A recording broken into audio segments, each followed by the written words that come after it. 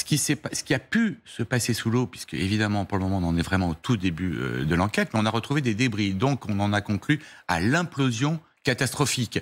Après catastrophique, l'implosion à ces profondeurs-là, elle est forcément catastrophique. Il suffit qu'il y ait un tout petit défaut d'étanchéité. Le sous-marin est à la pression atmosphérique, à la pression à laquelle nous sommes sur Terre. Dans les profondeurs, à 4000 mètres de profondeur, on est à 400 fois la pression atmosphérique. Donc cette différence de pression, je ne sais pas si on peut prendre exactement, vice-amiral, l'image de la dépressurisation d'un avion dans le ciel, mais ça veut dire que, oui, l'appareil, il a été de l'intérieur, il s'est totalement L'implosion, ça veut dire que... Ah, lui, il s'est écrasé, lui. Ah pardon, alors, il s'est écrasé. C'est le contraire de l'explosion qui montre, si vous voulez, un rejet vers l'extérieur. L'implosion, c'est qu'il a été littéralement écrasé par la différence de pression. Ah oui, c'est la pression qui l'a... Mais ça, à la fin, il reste quoi? Pas grand-chose. Alors, pardon, pour que je comprenne bien, l'explosion, ça veut dire que l'engin explose au sens... Il y a une expansion, si vous voulez, de la matière. Ça rejette vers l'extérieur tous les éléments. L'implosion, ça veut dire qu'il n'y a pas ces rejets? Pourtant, il y a des débris. Oui, parce que si vous voulez, lorsque... Bon, on ne va pas rentrer dans les techniques, mais lorsque vous avez une implosion, par exemple, les matériaux qui sont comprimés traversent et puis ressortent de l'autre côté, si vous voulez. Donc, c'est pour ça que, de toute façon... Le mouvement implosif, il donne à peu près les mêmes résultats. Mais ce qu'il y a, c'est que les champs de débris dont on a parlé jusqu'à présent peuvent permettre de dire à peu près à quelle profondeur ça s'est passé. Plus la profondeur était proche du sol sous-marin, plus le champ de débris sera réduit. Donc là, on aura quelques éléments, mais surtout, il va falloir, et c'est ce que vont s'efforcer de faire les ex-sauveteurs maintenant, de récupérer la plupart, le plus grand nombre possible de débris pour essayer d'analyser les raisons pour lesquelles ce drame s'est produit. Alors, avant d'interroger la nature même de ces expéditions, vous évoquiez vous-même votre scepticisme et vos réserves. Je rappelle que vous êtes toujours avec nous. Merci Jean de Glignasti. Évidemment, vous êtes le bienvenu pour faire valoir votre curiosité et vos observations. Vous disiez à l'instant, Xavier Giacomoni, que on saurait quand. Oui, parce que... On saurait quand il a explosé. Dimanche, lundi, mardi, on le saurait. Nous avons su de sources anonymes, c'est normal, ça vient de renseignements militaires, que l'US Navy avait détecté cette implosion. Alors, si elle vous dit qu'elle l'a détectée, ça signifie qu'elle sait quand. Donc, si l'implosion s'est produite à un moment donné, elle s'est produite dans un océan de bruit, puisqu'on va parler peut-être plus tard de tous ces réseaux d'écoute sous-marins qui sont au moins aussi puissants que les réseaux de surveillance satellitaire et qui datent des années 50. Donc, si vous voulez, il a fallu retrouver, analyser ces bruits, puisque à partir du moment où l'US Navy, tous les services d'écoute étaient au courant de cet accident de dimanche, donc tout le monde a retrouvé et revenu en arrière sur les enregistrements pour essayer de discerner, grâce à des algorithmes d'intelligence artificielle et tout ce qu'on veut, discerner la petite explosion, le signe d'explosion, comme vous l'avez souligné pour les sismographes, qui permettra de dire c'est là. Et à partir du moment où on l'aura détecté, on saura exactement, très exactement. Mais vous dites que l'US Navy a enregistré l'implosion. Est-ce que l'US Navy avait l'information? On s'est tous interrogés mercredi matin, vous étiez là avec nous, Jean de Glignasti, il y avait eu des bruits répétés, intervalles réguliers. Michel Lou, on nous disait sur ce plateau, c'est quand même un signe encourageant, car seul l'homme pourrait faire des bruits répétés de cette façon-là. Mais peut-être que l'US Navy avait déjà enregistré l'implosion. C'est ça que vous nous dites. Et il ne l'a pas dit. Il a fallu le temps de l'analyse. Et ensuite, il a fallu le temps du cheminement de l'information d'un domaine extraordinairement secret, puisqu'il s'agit de la protection des États-Unis contre des intrusions de sous-marins nucléaires, d'attaques, des choses comme ça. Donc, il a fallu qu'il y ait ce cheminement-là. Il est probable, mais que ça s'est passé assez rapidement pour que les gardes-côtes, qui sont la puissance qui coordonnait toutes ces recherches-là, aient été informés. Ça a pu avoir une incidence très importante sur la localisation des moyens de recherche. C'est-à-dire que on a entendu à peu près localisé cette implosion, il est fort possible que les gardes-côtes l'aient su et se soient focalisés sur les alentours du Titanic. Donc ça a pu passer, mais maintenant, comme vous le voyez, c'est une source anonyme qui dit « Ah, cela a été détecté par l'US Navy », ce qui est d'ailleurs un signal aussi envers les autres, ça va beaucoup plus loin, c'est de dire « S'il se passe quelque chose, nous le savons aussi sous la mer ». Donc, c'est un billard à 3 bandes. C'est un billard à 3 bandes dans ce domaine-là, qui est le domaine du renseignement. Le robot est d'ailleurs allé donc, sur la zone où a été localisé. Il était à combien de mètres Les débris ont été retrouvés à combien de mètres du Titanic? Après, ça, pour le moment, on ne le sait pas vraiment. Est-ce que les débris ont été retrouvés entre deux eaux, j'allais dire, non, au fond, ou sur le fond? S'ils sont sur le fond, on est aux alentours de 3800 mètres, puisque c'est la profondeur. Parce qu'on a parlé de 500 mètres. On a parlé. De combien? 500 mètres. Autour du Titanic. 500 mètres autour. Oui. S'ils étaient posés sur le fond de la mer, ils étaient aux alentours de 3800 mètres de profondeur. Non, de profondeur, oui. Mais ça ne veut pas dire à distance. Hier, on parlait de 500 mètres. Donc, effectivement, de quelques centaines de mètres. Oui. On en va retrouver tous les débris, Michel Legarry. Pas du. Enfin, vraiment, ça c'est. À terme, on va les retrouver tous. On récupérera ce qu'on pourra, le maximum de ce qu'on pourra.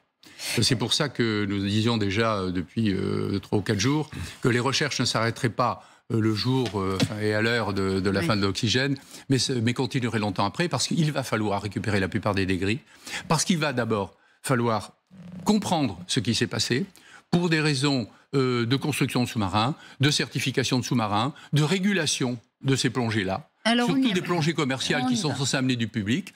Et il y aura aussi les poursuites pénales. Il y a le côté judiciaire. Ah oui. Ah oui, bien sûr. Moi, je note que pour l'Ifremer, la France est très très bien placée pour ses recherches tout à fait. En profondeur. On est parmi les 2 ou 3 qui sont capables de faire ça, peut-être 4 dans le monde. Hein. Donc, c'est un élément quand même très positif pour la France, pour la marine française, et on va continuer à participer aux recherches. Dont l'amiral est un digne représentant, la marine française. Nous sommes en ligne avec Jean-Philippe Mar, membre de l'Association française du Titanic. Bonjour à vous, auteur du livre Thomas Andrews, architecte du Titanic. Et donc, on le sait à quel point continue de fasciner cette épave, avec la volonté d'aller au plus près. Cette épave qui est un tombeau, par ailleurs, où des dizaines et des dizaines de personnes reposent au fond des mers. Jean-Philippe Mar, je voudrais qu'ensemble on écoute le coup de gueule, si je puis dire, de James Cameron, le réalisateur du film Titanic, qui connaît très bien le Titanic et qui a dit ceci sur l'expédition hier soir. Ce sous-marin suscitait beaucoup d'inquiétudes, à tel point que des experts se sont réunis et ont écrit une lettre à OceanGate pour dire « Vous ne pouvez pas transporter des passagers, c'est irresponsable et ça pourrait conduire à une catastrophe. »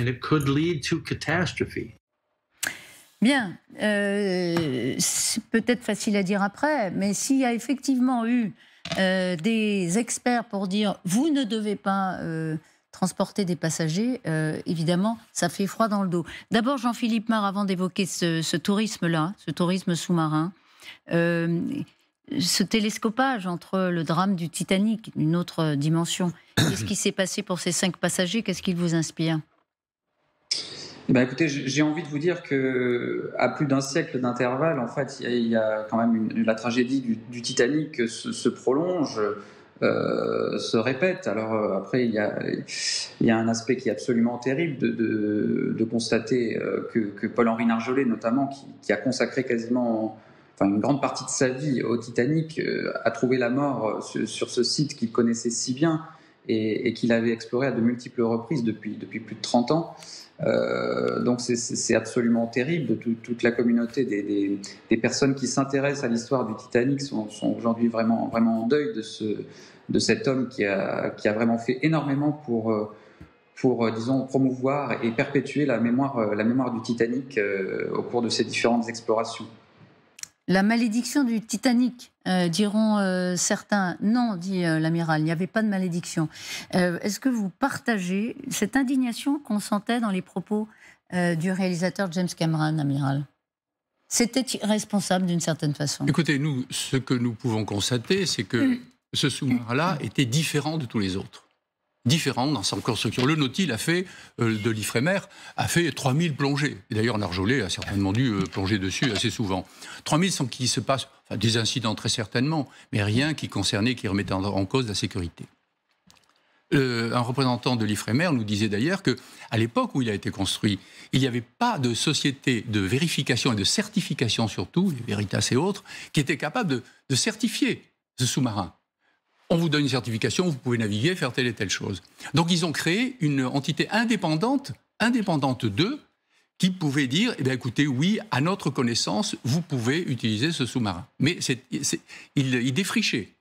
Maintenant, nous savons qu'il y a des certifications dans tous les domaines. On pourrait vous en citer pas mal. Il y a des procès, d'ailleurs, qui viennent de se terminer en France et en Allemagne à ce sujet-là. Dans tous les domaines. Donc, la certification, c'est une responsabilité des États. La seule chose, c'est que cet incident-là se passe dans la mer ouverte, res nullius, que petit à petit les États essaient de réglementer. Le droit de la mer est en train de se mettre en place depuis longtemps et il gagne petit à petit. Il y a tout dernièrement un devoir de protection de biodiversité, etc. Mais ne nous égarons pas. Il faut maintenant vérifier si on peut impunément faire risquer la vie de gens, même en leur faisant signer des décharges, puisque là on vous dira toujours, ils ont signé un papier dans lequel effectivement une décharge en disant qu'il y avait un risque mortel. Mais il revient aux États de prendre en charge cela, surtout quand c'est ouvert au public. Mais c'est-à-dire de réguler, de contrôler ce que certains appellent une forme de tourisme pour milliardaires, comme il y a dans l'espace. Alors je n'emploierai pas le tourisme milliardaire, c'est de tourisme tout simplement, car d'abord c'est plonger sur du mémoriel. Le Titanic, c'est un cercueil, comme le sont la Minerve, l'Eurydice et un certain nombre de bâtiments. Donc il y a là quelque chose d'indécent. Et on ne mélange pas la science, qui elle doit progresser et qui se fait dans la discrétion. Comme vous l'avez souligné, M. Dinassi, l'Ifremer est en pointe dans ces domaines-là. Et puis le commercial, qui certes doit exister, mais qui ensuite met en cause, et ça c'est une deuxième partie, si vous voulez, un deuxième volet, met en cause l'utilisation des moyens, très importants pour sauver 5 personnes, il fallait le faire, et puis les moyens ont été mis en place pour sauver les 2000 morts du ferry au large du Sénégal, ou des 4000 au large des Philippines. Pas de comparaison, pardon. Il faut sauver tout le monde. C'est compliqué. Mais c'est pour dire que des moyens d'État considérables ont été mis, et pour cela, il faut réguler aussi l'utilisation de ces moyens profonds. Jean-Philippe Mort, est-ce qu'il faut... Parce que le Titanic fascine, vous êtes bien placé pour le savoir, mais fascine exagérément, de façon irrationnelle, et peut-être effectivement suscite des aventures qui ne sont pas suffisamment contrôlées, bordées. Est-ce que vous êtes d'accord avec ce que dit l'amiral? Il faudrait que les États donnent un feu vert aux expéditions privées pour descendre voir le Titanic. Bien sûr, je suis entièrement d'accord avec ce que vient de dire le vice-amiral. Il y a quand même quelque chose d'un petit peu malsain. Alors, il faut rappeler quand même que le site du Titanic, il a fait l'objet d'une convention internationale, déjà il y a quelques années, qui vise à le protéger, en fait, qui en a fait un mémorial maritime. Donc c'est quand même le tombeau de 1500 personnes. Il y a un drame absolument terrible qui s'est joué là. Donc qu'il y ait des expéditions à but scientifique, archéologique, pour explorer le site de l'épave, évidemment, totalement, et c'est là-dessus que Paul-Henri Narjolet a travaillé pendant des années. Par contre, ces expéditions qui ont uniquement un but touristique interrogent énormément, et un encadrement est nécessaire. Je vous avoue que j'étais très inquiet parce qu'il y a quelques semaines, une société, je ne sais pas si ça avait un lien avec Ocean Gate, a annoncé qu'elle allait proposer des expéditions qui auraient pour but de proposer aux gens de se demander en mariage sur le site de l'épave du Titanic, à bord d'un submersible. Donc là, on allait atteindre vraiment quelque chose d'absolument, j'ai envie de dire, malsain. Et heureusement, je pense que ces projets-là vont quand même être sérieusement remis en cause à présent, et je le souhaite. Mais ces expéditions, Jean de Vignassi, c'est à caractère privé, elles peuvent avoir un intérêt tout à fait scientifique. On apprend toujours quand même. Et si on bride le privé, on risque aussi de se priver, au sens premier du terme, et bien de facteurs d'innovation. Vous avez raison, Elisabeth. En dehors de la question du sanctuaire, qui est très importante, Ouais. qui est, bon, c'est un sanctuaire et c'est peut-être indécent d'aller célébrer des mariages, etc. Mais je crois que ça serait dommage de freiner, j'allais dire, l'initiative. La science a toujours été fondée par des gens qui, à titre personnel, ont pris des risques. Donc réguler cela, à mon sens, en tout cas trop le réguler, c'est une erreur. Et donc la science se met là-dedans, et la science n'avance que par des gens qui individuellement prennent des risques. Alors s'ils mettent la vie d'autrui en danger, c'est un autre problème. Mais si c'est un risque personnel, ça fait partie un peu de la logique du développement scientifique. Mais je pose toujours aussi la question du coût qu'évoquait l'amiral, le coût des sauvetages, qui est effectivement supporté par la collectivité. Hein. Mais bon, est-ce qu'il faut prendre ça en compte? Mais écoutez, le coût, non, parce que Il est marginal. La vie n'a pas de prix. Donc, pour moi, il n'y a aucun problème. Il fallait engager tous ces moyens pour sauver ces 5 personnes. Simplement, il faut mettre en perspective aussi d'autres choses. La Société nationale de secours en mer, de sauvetage en mer, en France, est financée à la fois par l'État, mais par les dons privés. Or, elle sauve incomparablement plus de vies humaines qu'il n'en était question là. Donc, si vous voulez, il y a aussi à mettre en perspective ce que c'est que le sauvetage, combien ça coûte à chacun. Mais c'est vrai qu'il faut de toute façon, chaque fois, mettre tous les moyens possibles. Merci infiniment, Amiral Olagaray. On aura sans doute l'occasion de revenir. Vous avez évoqué des poursuites judiciaires éventuelles dans cette affaire. Très certainement. De la part des familles. Oui, de la part des... Oui, bien sûr. Vous savez qu'aux États-Unis, en plus, mais en France, ce sera certainement aussi peut-être le cas. La justice se prononcera de toute façon, car il faut dire que dans certains domaines, c'est un contrat commercial, il y a beaucoup d'intérêts en jeu.